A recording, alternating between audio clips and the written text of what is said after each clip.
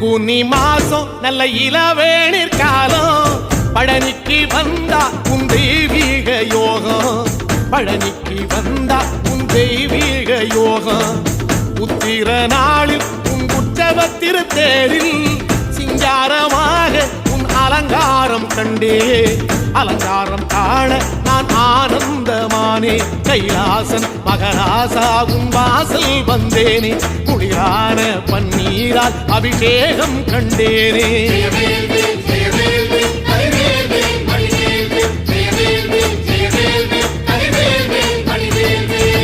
தென்பழனி தேடி உன் தென்பழனி தேடி